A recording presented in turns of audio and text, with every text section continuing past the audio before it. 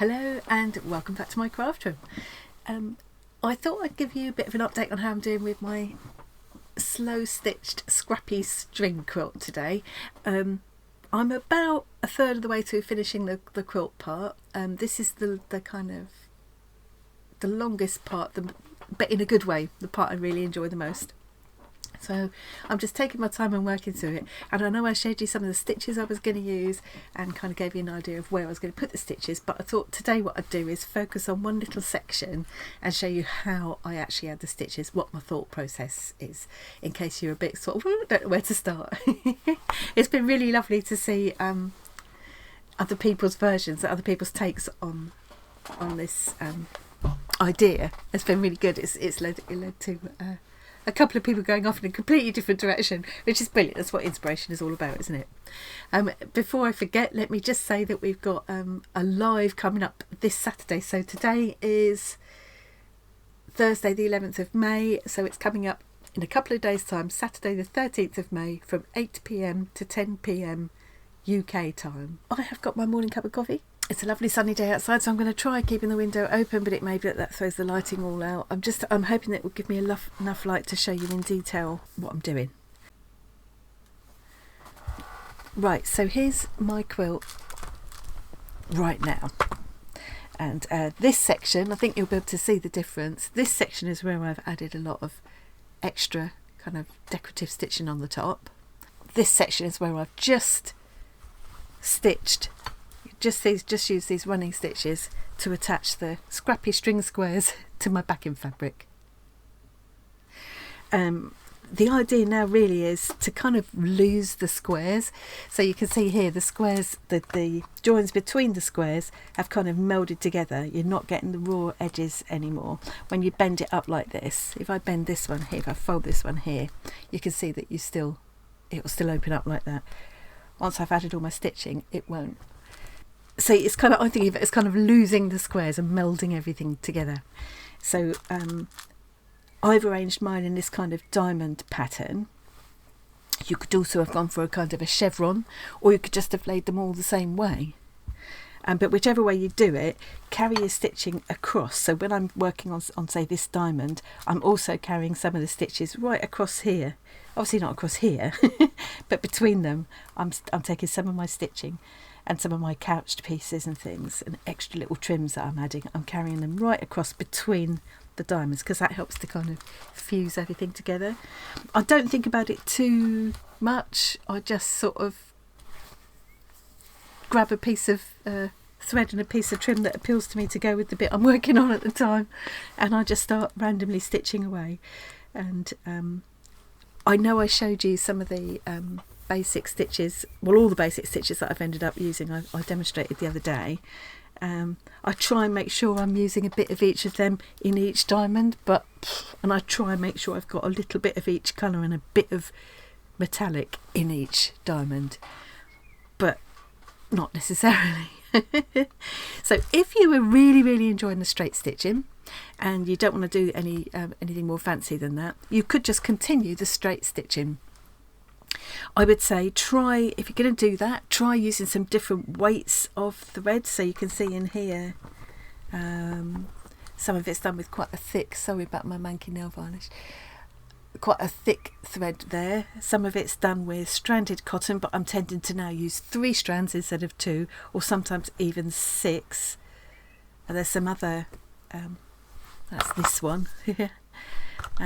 You could use crochet cotton if you've got some. There's some metallic threads in there.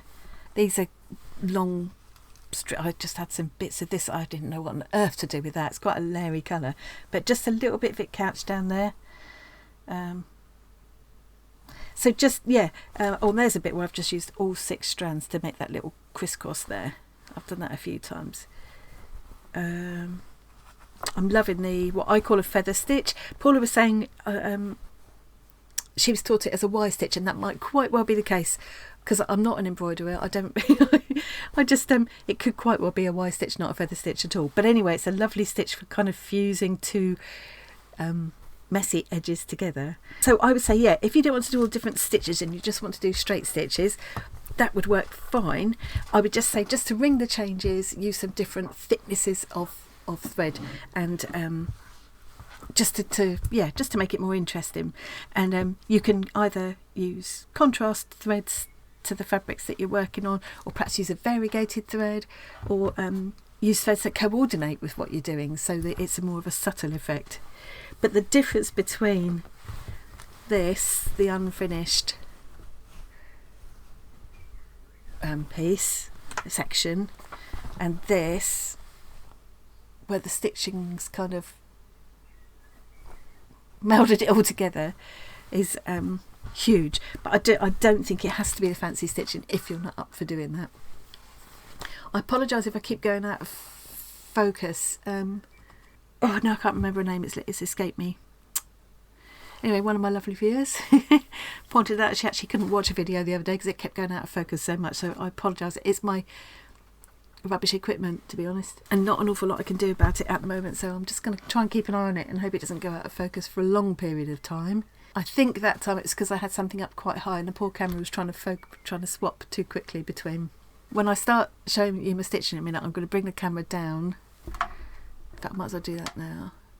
Yeah, so if you decide you want to keep just doing straight stitching, I would say that's absolutely fine. I would make sure that you stitch across, just keep your straight stitching. You could even just do it in a spiral, and just make sure that you keep going across the joints. So I would go across that one before I turned. I'll show you that in a minute. I can show you that anyway because I'll do a bit of straight stitching. The other thing you could do is just straight stitch up down that way and then back and forth across that way. If you're just doing the chevron, you could probably just follow it all the way down, all the way down, all the way down. You could also arrange, if you've arranged your squares so that each of them is just facing the same way, you could just do a whole lot of diagonal stitching. That might be the simplest way to do it of all. Put them all in the same direction and just do a whole lot of diagonal stitching over the top in your different kinds of threads and things, and that would look lovely as well. But I really enjoy doing this kind of thing, so that's what I'm going for. So what I'm going to do now is pick one of these diamonds to kind of focus on. I say kind of focus because I'll be, say I was working on that one, I'll also be overlapping into this one. So where I've worked on this one, I've kind of overlapped there, and I've gone up here and I've started to come down here. And where I was working on this one, I ended up putting an extra piece of trim on this one while I was there. And I've carried some stitching down through here as well. So, you know, this one I've obviously ended up starting on. Maybe I'll just start one. I'll do this one. It's almost starting from scratch. Yeah, I'll do that. That's quite an easy one to get to show you as well. Okay, so let's get my rat's nest of threads. It doesn't matter what I do when I start, I always end up like this. I'm a messy, I'm shameful.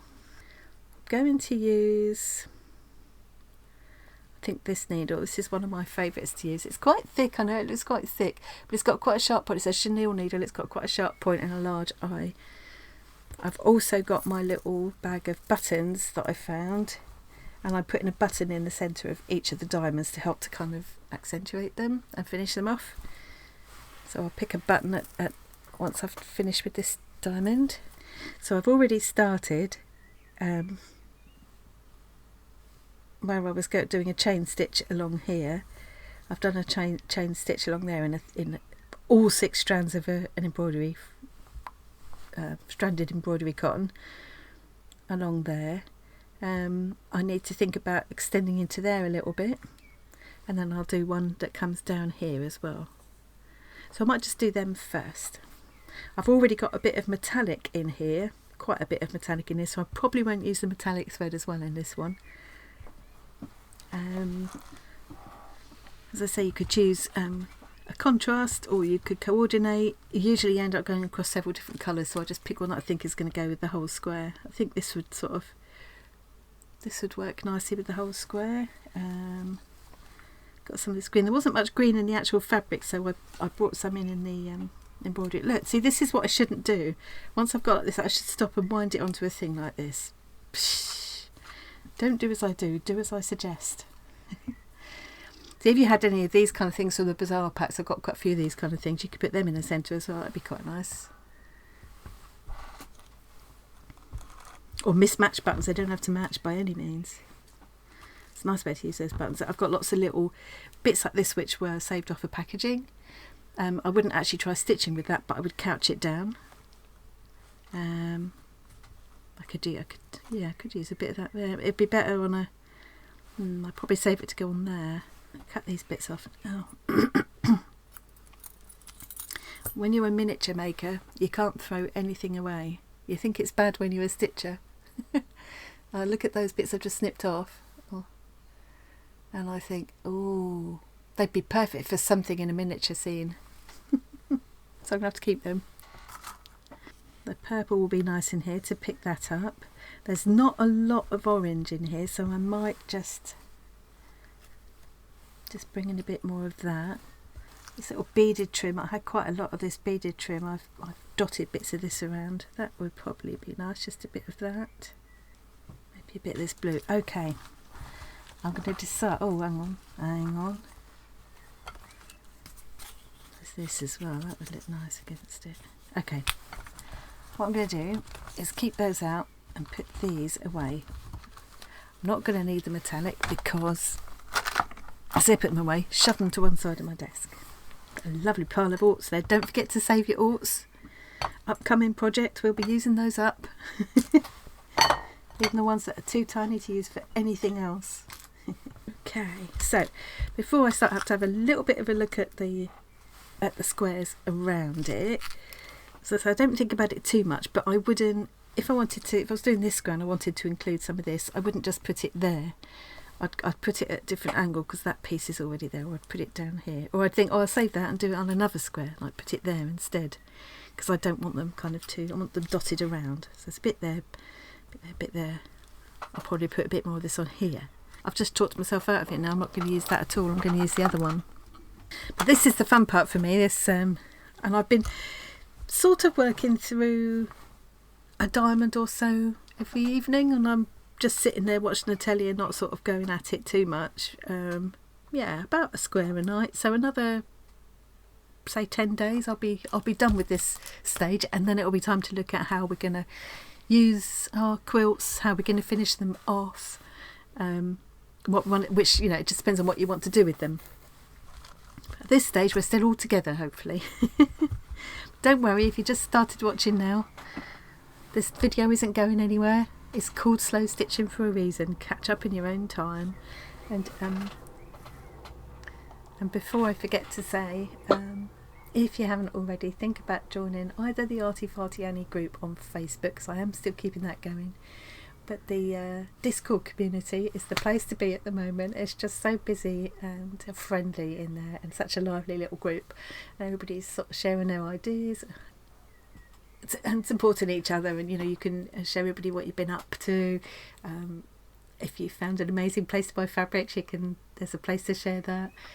There's a voice chat where you can jump in and join us when we're live and things. There's just, yeah, it's a lovely place to be, and you get to know each other in there in a way that I just don't think you do like on Instagram or Facebook. It just feels more immediate and more real. I don't know what it is. I was a bit wary to start with because we're a bit older, aren't we? It's kind of it's new to us, it's new to me, definitely, Discord, but I very quickly got used to it once I jumped in. So I will leave my link tree in the description box so you can find your way there. If you do and you get in there and you think, oh, I don't know where to go, just shout. Someone will be in there who will help you out. Okay. Oh, and Tom and I also did a little series of like little 10-minute videos, so you can, which is like kind of Discord basics, just to tell you, if you want to have a better idea of what it's all about before you go in there, check them out. I'll try and remember to leave a link to that as well. Okay, shut up and get on with it now. So I've got a line down here. I'm thinking I'm going to start by running a line down here. So what do I want to go down there? That doesn't really show up too much. What about a bit of this? Yeah, I think maybe a bit of that couched down would be nice. I'll just cut that off a little bit longer than I need. I think I'll couch it down with that colour because I like those two colours together. I'll take a photo to use for the thumbnail, and maybe stick a photo on at the end as well, because as always my setup, even with this daylight coming in today, I thought that might help, but it's really not showing the colours right. They're just so much more vibrant. All these lovely cottons and silks. I've mostly used reclaimed fabrics from Bazaar, but there's some from a pack that Jackie sent me. Lovely chunky gold thread that I've been using here. That came in a pack from Jackie too. So I'm going to start here. And you know, the lines don't meet up, but that doesn't matter. I just need to think roughly where am I heading. So I'm going to head sort of from that corner to that corner. So I will come up where I want to start, and I will always start kind of beyond where that gap is. What I'm wanting to do is lose these gaps. So I've started, this is where I'm heading. I'm going to start just beyond where that gap was. So my first stitch is going to go across that gap and start to kind of meld them together. I'll just hold that piece that I'm going to couch down where I want it to be. I'll just hold it a bit beyond, because I can trim it off afterwards, or not, or I won't bother trimming it. And this is where I'll do it anyway. See, once you've started, it gets a lot easier, this couching. So I'm holding it down there. I'm going to go in here to make a little stitch that will hold that piece of cord onto the fabric, and then I'm coming up again a little way further along. And because you've got a little short end here at the moment, this is coming up, doesn't matter. But before I pull the thread all the way through, I'll hold that piece of cord down again to make sure it gets caught. So that's my first one done. So I will just make sure I'm heading in roughly the right direction. If it goes a bit crooked, I don't care. The whole thing is a bit crooked really, isn't it? And I'm hoping you're going to be able to see this now. So now I'm going down again and up a little bit further along.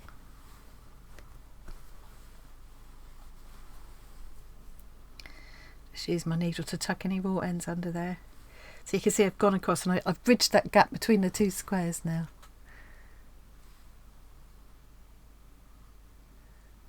Like that. And you can see there's still a gap there, but when I do a bit of straight stitching in a minute, I'll make sure I cover that. What I tend to do is as I'm going along, when I start to think I'm nearly finished with the stitching, I will start bending it like this to see if there are any. So if I did that over here, where I've already done some, before I finish, now see I'm having a problem seeing where the squares are, I will bend them up like that to see if there's any gaps that between the squares that I need to still stitch over, and then I'll add a bit more stitching. And it looks like a lot of and it is a lot of stitching, but that's the part that I love, you know. That's what slow stitching is all about. If it takes me a whole evening to do one of those diamonds, or a whole week to do one of those diamonds, it really doesn't matter. Okay, so I've come up on that side of the cord. I'm going back in on the other side, just a little straight stitch.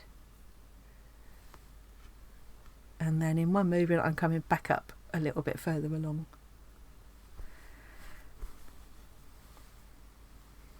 Keep looking at the screen to see if that's focusing. I think it might have fallen out very slightly for an instant there, but I can't. There's nothing I can do about that. I've got it on autofocus.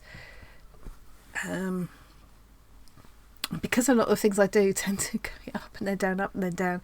That's sort of the easiest way to do it, but it might be worth experimenting. If it's dropping out of focus to the point where you can't stand to watch it, I fully understand. Here we go. So I will just carry on and couch that all the way along until I've used this up. So I'm going to keep on doing that, and I'll come back when that's done. Right, so I'm just coming to the end of it now, and I'm just going to keep going and let it finish where it finishes. So coming to the end, and I'll just take an extra stitch through there for that last little one, and just fasten it off at the back, so you can see how messy my back is. Doesn't matter, it's not going to show. Oh, post. Oh, it wasn't the post, it was the veg man. Got my lovely fresh veggies.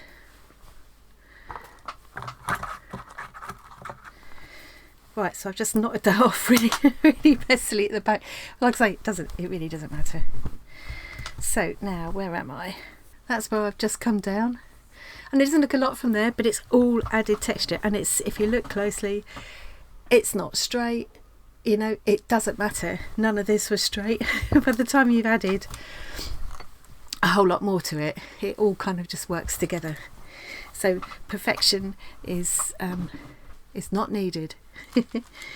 So let's carry on using a bit more of the I just use 3 strands. Normally when I'm embroidering, I'd use 2 strands of this stranded cotton, but I'm using it 3 strands at a time. And like I said just now, some of them I'm even using 4 strands at a time. That was all, 6 strands at a time. That was all 6 altogether. Just give difference in texture.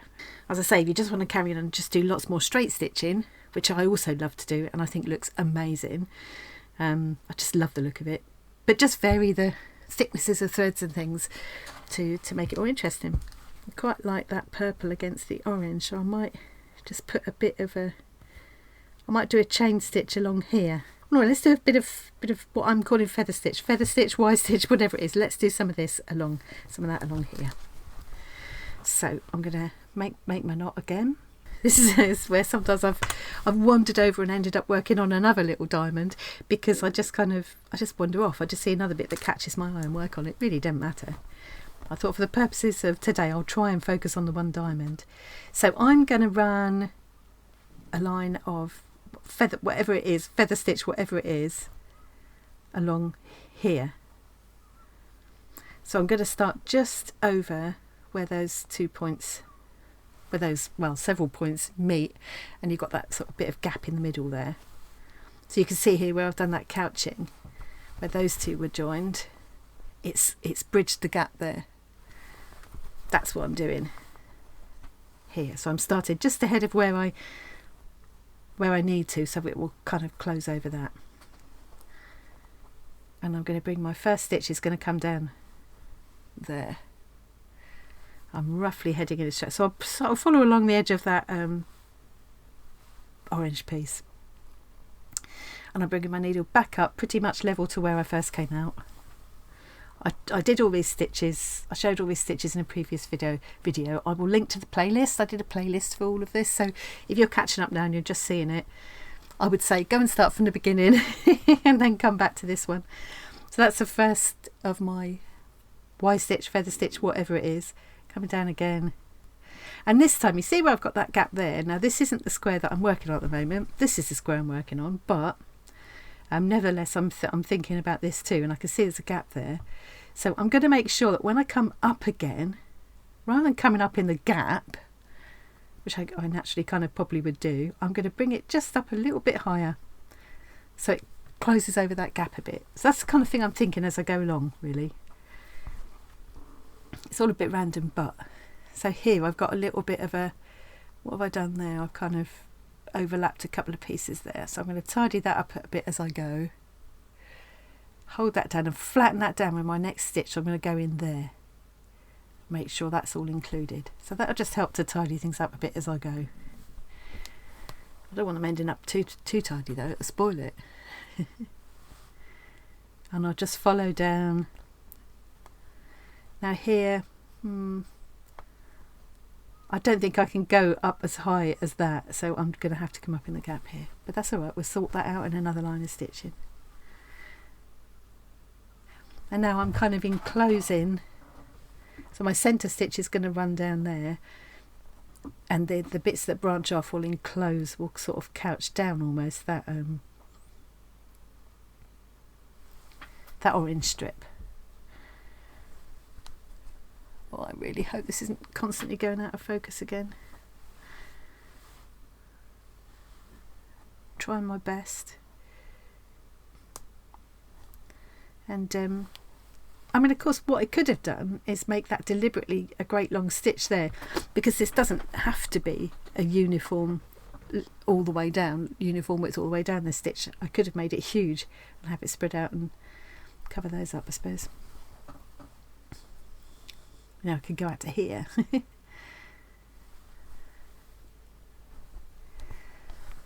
Okay, so I'm going to carry on and work that one all the way down here until I run out of thread, and I'll be back in a moment. Okay, so now I'm starting to think, oh, actually I haven't got enough thread and I don't want to do a new piece, and I want this to carry on at least part way into that next square. So I'm going to go to a chain stitch now. So I'm just going to hold that thread down in the direction I was working and just go back in there and start doing chain stitch instead. I'm not going to bother to tell you how to do the chain stitch, because there is that previous video that covers the stitches.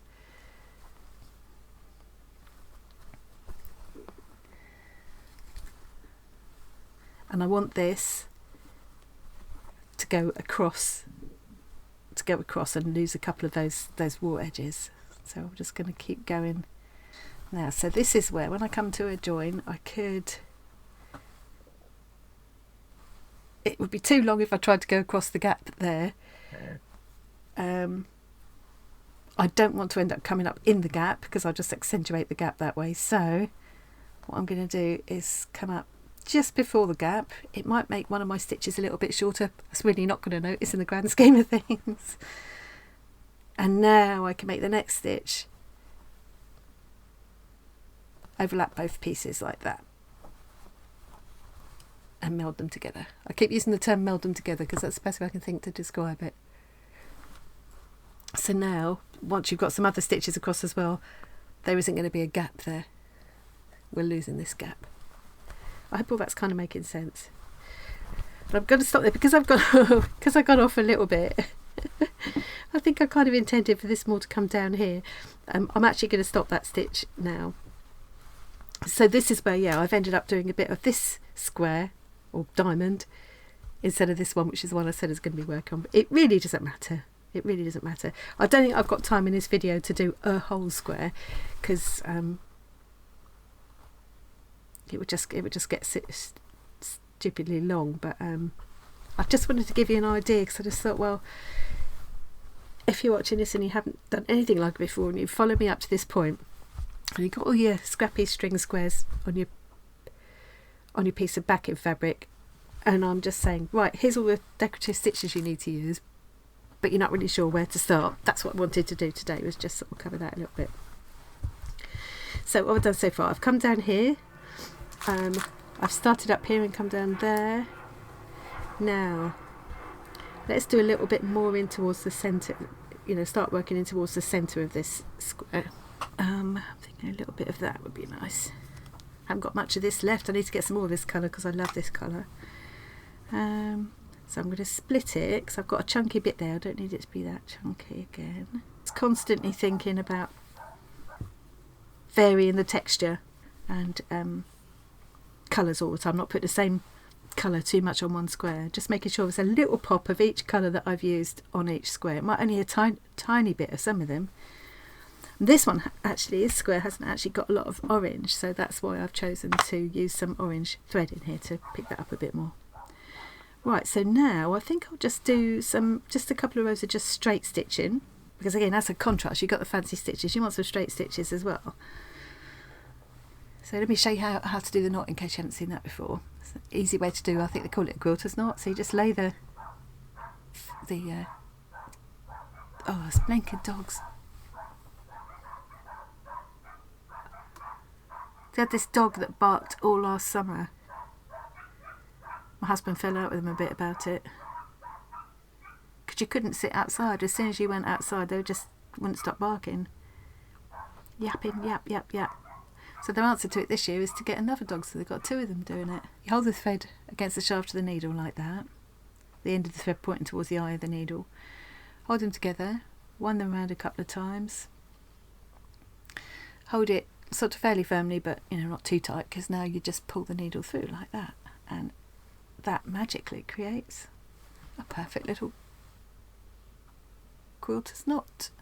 So now I'm just going to do some running stitches around here. So let's start up here. So can you see where there's that gappage between the squares? So what I'm going to do is I'm going to start here, just to one side of the gap,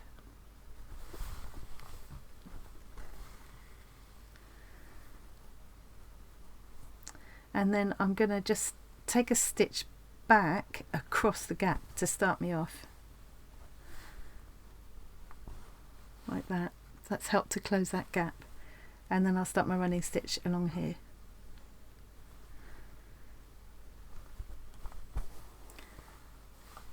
If I'm doing a lot of straight stitching, I will sometimes use one of those long darners needles, because again, fairly a big eye, sharp point, and a long sort of shaft of the needle. But this is my favourite needle to use for everything at the moment, everything that I'm doing. So I'm just going to keep my running stitch going all around. But if you've got one of those long darners, or if you've got sashiko needles or whatever, you can just take loads of stitches all at the same time like that, and it makes it a lot quicker. It's a bit harder to pull through, I suppose, though. So here I'm coming to a messy bit where they join here. So I don't want to go right up to there and end up running stitching over the top of my Y stitch there. I'm calling it Y stitch instead of feather stitch now. So I'm just going to sort of tidy up this mess of... I could trim off those bits if I wanted to. But there's just too much in there to lie flat. I could just carefully trim them off, don't cut my stitches. I don't want to do that too much because I'd rather they overlap and I stitch over them. So let's calm that down a bit. So now I'm just going to go up to here like that, and then I'm going in just before the join.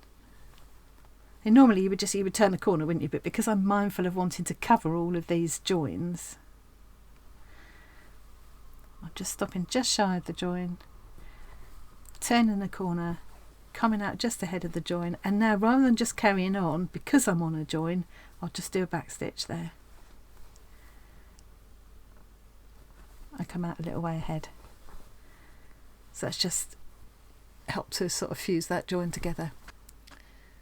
So you can see, like, close up, that looks a bit messy. I could, if I wanted, if that bothered me, I could put a button on it or sew a bit of extra trim over it. But in the grand scheme of things, there are messy bits everywhere on here. And when you look at the thing as a whole, it doesn't really know. It doesn't bother me anyway. If it bothers you, there are ways around it though. You could, as I say, you could definitely trim it a little bit, fold some edges under. If you preferred, if you don't like all these raw edges, you could do the whole thing. Again, I explained in a previous video how you could put the whole thing together more like a traditional string quilt, where you put all the pieces together kind of face to face. I think I might do that as an upcoming project with some silks, and just make one that's just straight stitched and without all the raw edges, just to show how you could do that. Okay, so I'm coming to the end of that line now. I could, if I wanted to, I could carry on now across here with it, or I can turn and go down there. So I think, because now looking at this, I've already got some of a similar colour coming down here, I'm going to choose to carry on this way. And this is what happens when I'm doing this. I start off trying to work on one diamond and I get distracted. So but all I have to do is just keep bringing myself back to it, and then when I think I'm done, just keep turning it, folding it like this where the squares were, just to see if there's any gap. There will be some tiny gaps here and there, but if they're gaps that bother me, I need to do a bit more stitching on this one. If not, I can move on. So it's a bit random and haphazard, but that's what all of my slow stitching is, a bit random and haphazard. I like random. Ramshackle. Okay, so here, where I'm coming to this cross bit again, where all of these pieces are meeting up, I've come out there, but I'm going to go back over and do a little back stitch, or even a couple of back stitches over this part. Sometimes I'll even then suddenly turn into chain stitch, because that'll be chunkier and it'll cover more of this gap. Right, so say I'd come up there, and instead of doing the extra back stitch, I'm going to go into chain stitch along here.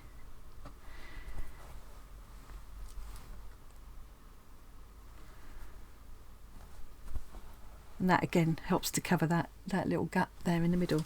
So really, that's that's the whole process. I just keep I just keep going, and I keep bringing myself back to, I tend to focus on the one diamond, keep bringing myself back to there, so that I'm gradually working across this quilt. I say quilt, it's not going to actually be a quilt as such, but I don't know what else to call it. I know it sounds like a ridiculous thing to say given what I'm sitting here doing, but I'm going to go into running stitch now. But I'm not an embroiderer and I'm not a quilter. Do you know what I might try doing, just by way of a change, is just whipping this chain stitch and then it goes into running stitch. So I'll just do that so I can show you that. So I'm going to fasten off my chain stitch and come back up to the top, and then I'm going to run this thread round and round. Again, I'll show whip stitch in that other video. I'm using the wrong end of the needle because it'll go under without catching the fabric.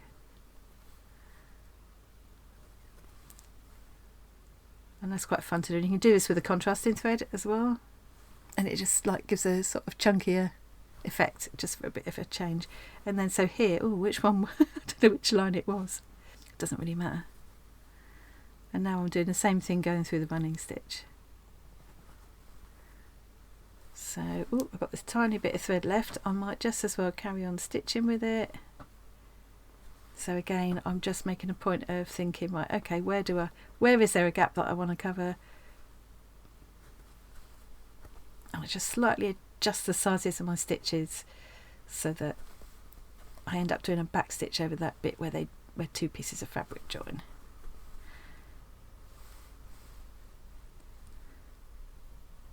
And sometimes I'll even just do this, just a couple of chunky over stitches.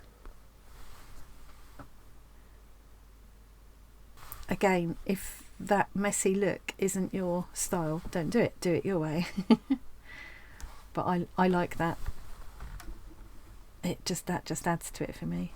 Oh, can you hear my tummy rumbling? I was so excited to get going on this. I haven't eaten breakfast, or I haven't eaten anything since last night. What time is it? 11:15. My stomach is complaining. I tend to do that. So what have I done so far? I've run this piece along here. I've done this piece up here. I've done this piece here. And let's have a bit of orange now and do some stitching here. Let's do a bit of let's try a bit of blanket stitch. I haven't done any of that yet. So I'm thinking now to myself, what have I not got? I haven't got orange on this square, not much orange on this square. I haven't done any blanket stitch yet. And I also haven't kind of applied, I've done some couching down there, but I haven't applied anything kind of chunky. So I was going to use a bit of that. I was going to couch a bit of this on somewhere. I think that might be better down here though. I might do a bit of maybe blanket stitch in there and a bit of this here. Yeah, it's the best place. So I don't want to lose, I love some of these raw edges. I love the way that silk looks with the raw edge. I don't want to lose it, but there's a gappage there that I'm not so happy about. So it's all a bit of a back and forth game. So I love this edge of this scrap of fabric that I've used has already got like an overlocking stitch on it, and I like that texture, and I love the texture of the frayed edges of this silk because that's the sort of thing I like. But between is this gap where the backing fabric shows. So I could do a blanket stitch or something to tidy that up, but I don't want to lose these. So this might be a place where I could put my extra little bit of trim instead in between.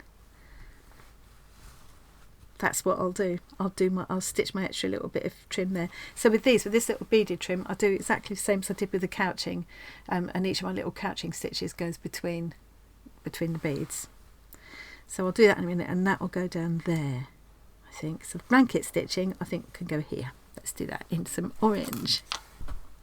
Right now, I find I can work, I don't know about anybody else, but I find I can work blanket stitching whichever direction I like. So I'll use it whichever way suits me at the time. So I think in this case I'm going to work left to right, and I'm going to start off because I've got these raw edges here.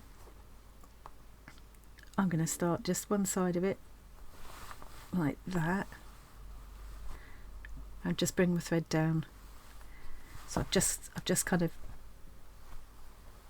tacked those edges down before I start, and now I'm going to come up here I'm going to aim to run my blanket stitch all the way along, but I'm incorporating this little join area here. So I'm bringing it out at the level of the top of this piece here. And I'm doing, this is how I start blanket stitch. Again, I've demonstrated all this in a previous video, so I won't go on about it too much now. Bring it up there. And I'm going to try and incorporate this other piece. I brought this other piece down as well, so that all gets enclosed.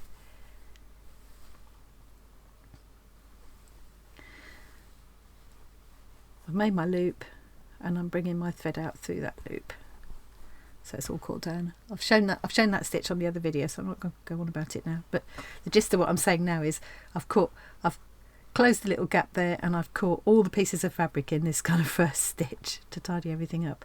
And now I'm going to move along, and again just make sure I come up and enclose all of that piece of fabric as well.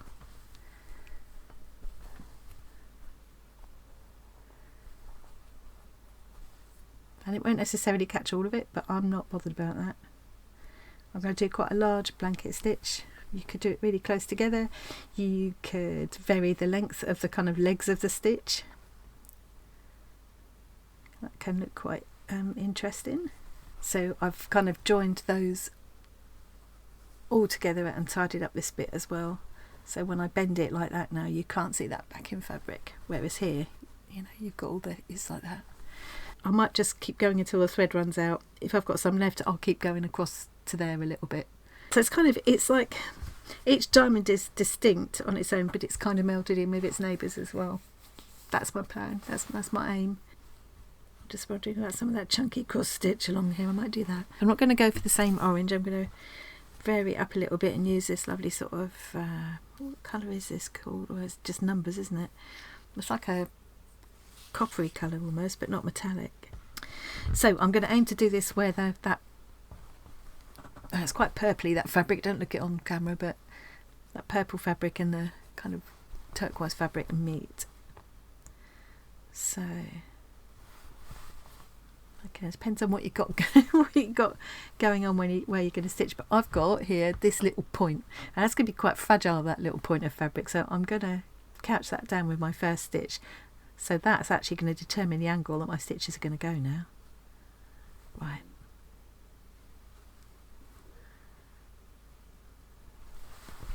Let's see how that works. Okay, now I'm going to bring it out a little bit further along and try and get the same angle again, roughly. As always, not too bothered. Here you can see there's a gap there. I want to make sure that gets covered, so I'm just holding this down, bring my needle up there and make sure that edge of fabric is included.